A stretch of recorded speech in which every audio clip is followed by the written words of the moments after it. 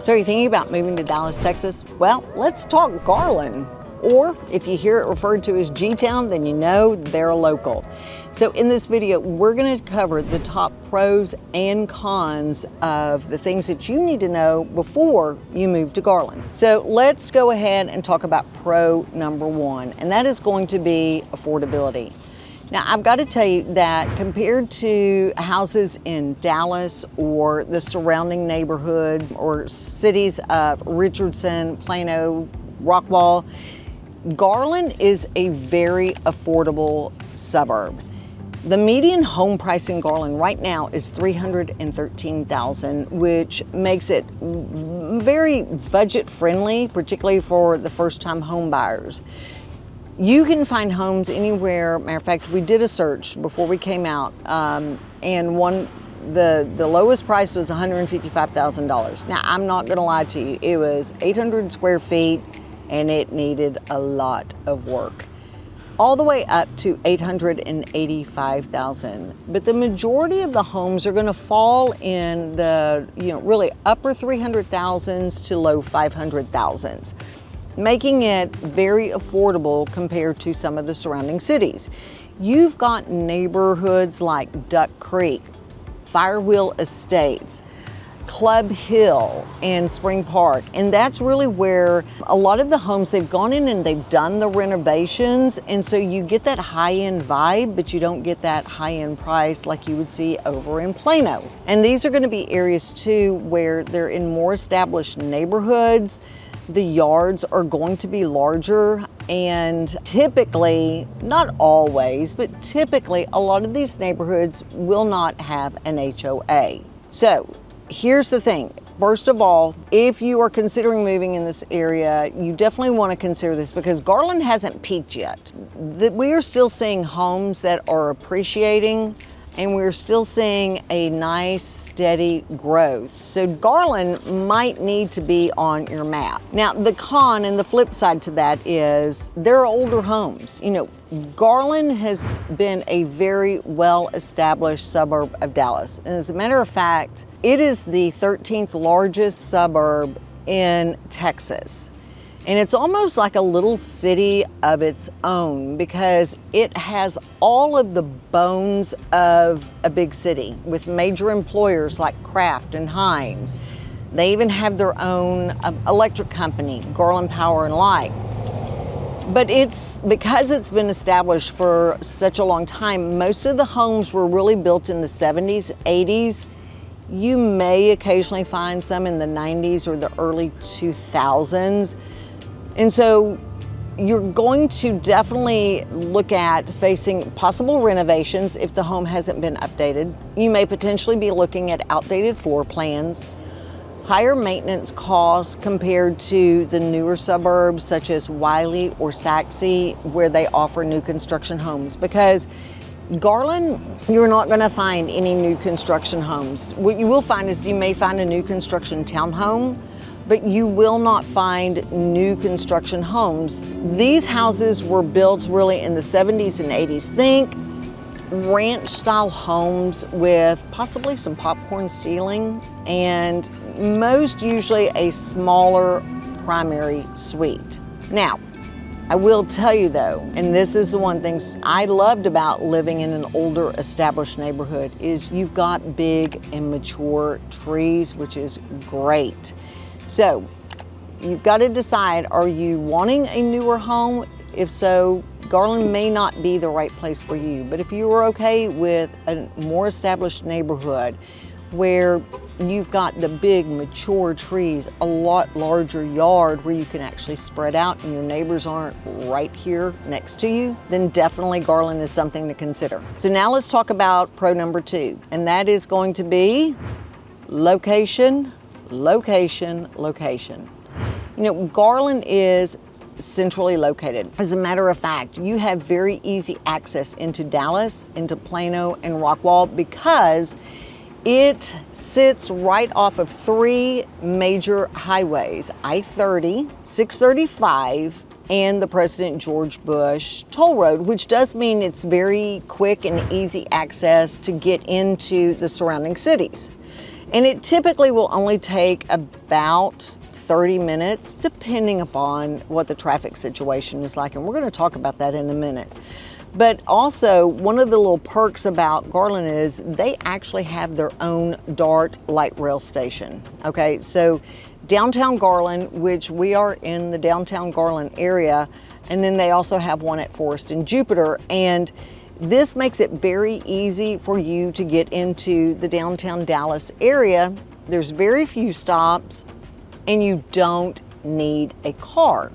So that is absolutely a plus for getting into downtown and not having to sit through the traffic. That's going to lead me into the flip side of that central location, our con, and that is going to be the commute and the traffic. Yes, being close to the major highways is great, and it's very convenient to get around to different parts of the city. But that also is going to mean a lot more traffic congestion, and it can be described as a headache. So you could look at a commute during peak rush hour of 45 minutes, and depending on what's going on with the weather, possibly more, okay? So just because you have easy access to the highways doesn't necessarily mean that it's going to get you into town quicker during the rush hour and the peak times. So 635 is constantly under construction. It's under construction right now. Now, once they get that widened, it is absolutely going to make it so much better. And then you've got 78 and George Bush, which that creates a bottleneck in and of itself because people are coming in from Wiley and Saxe to get onto the George Bush Turnpike, which will take you into the Plano and the Richardson area. So that bottleneck, it does add up fast. So just know you might be dealing with a little or a lot of traffic, but it depends. I mean, what is going to be more important to you, having that central location or no traffic? Because I can promise you around Dallas, there's no place you're not going to hit traffic. All right, now let's go and talk about pro number 3. And this is one of the things that I absolutely think is one of my favorite pro about Garland, and that is the cultural diversity. You know, Garland is the 13th largest city in Texas. And it is absolutely one of the most culturally diverse cities in all of North Texas. And that's going to show up in the food. It's going to show up in your local businesses. It's going to show up in the community events that are held all around Garland.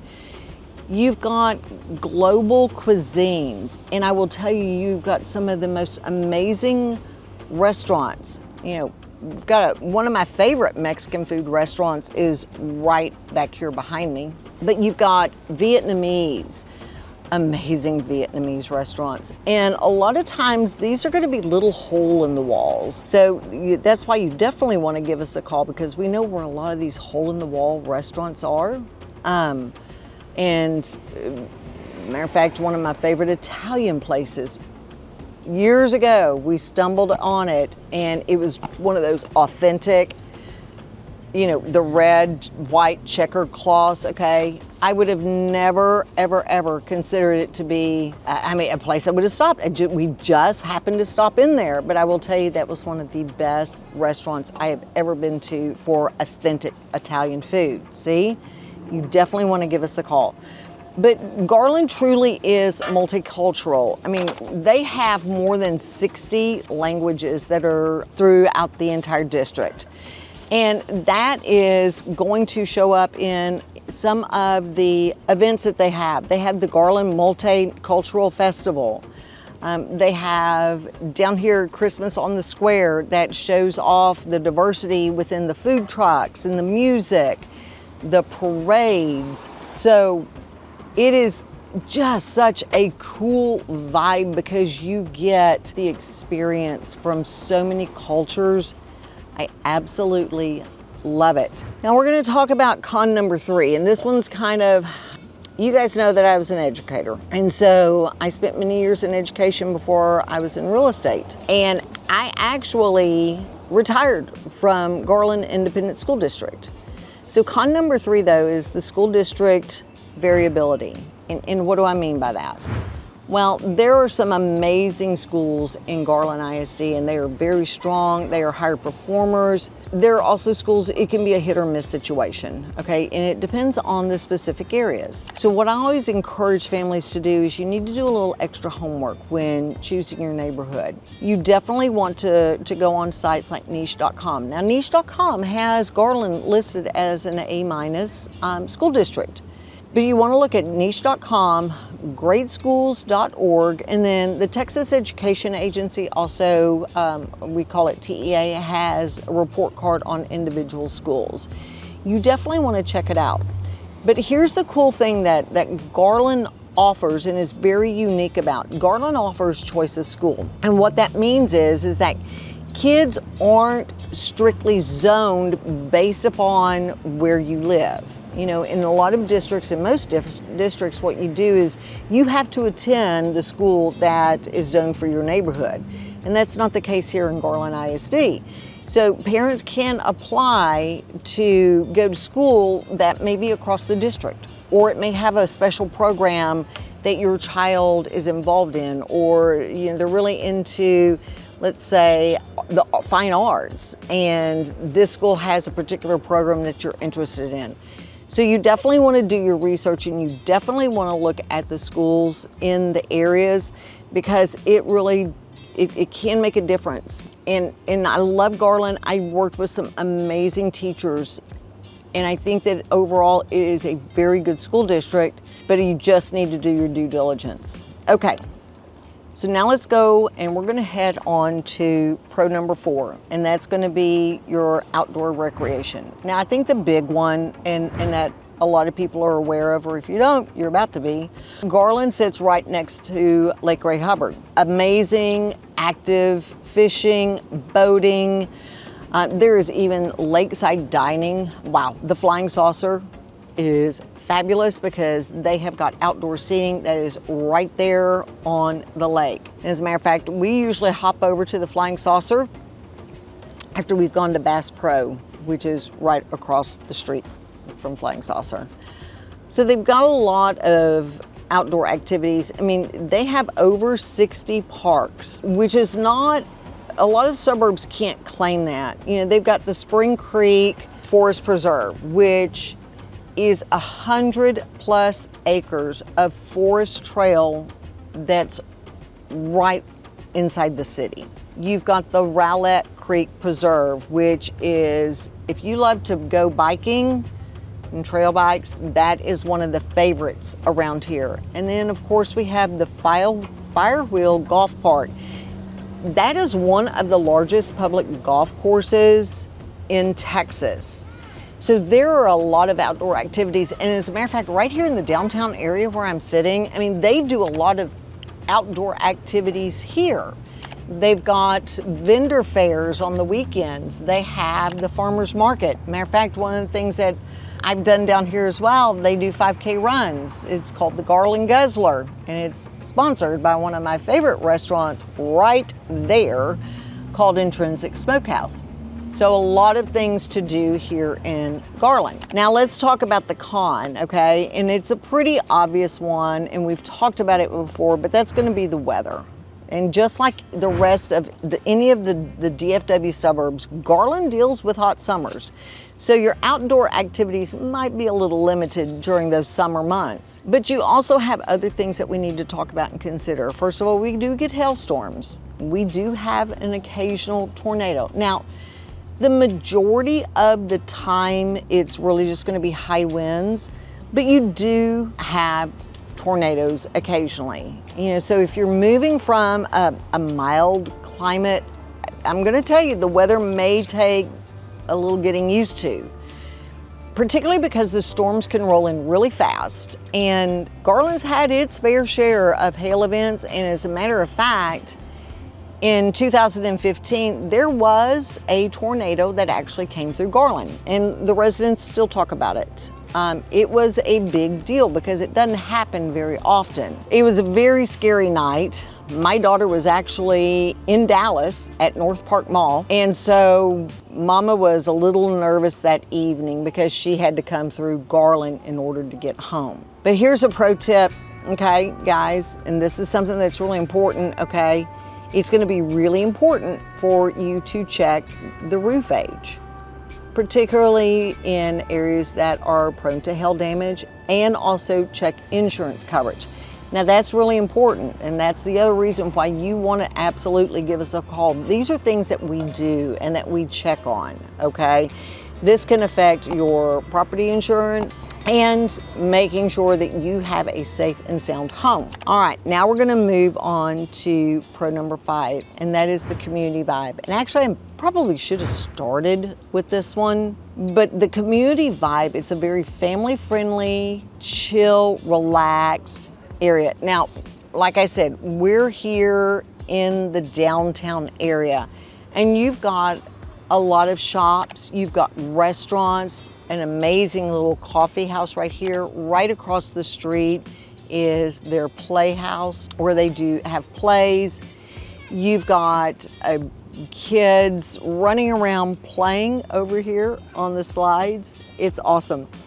But it has a very down-to-earth feel. It is very welcoming. It is the type of community where you get to know your neighbors, and it's, you know, you go and borrow sugar from your neighbors.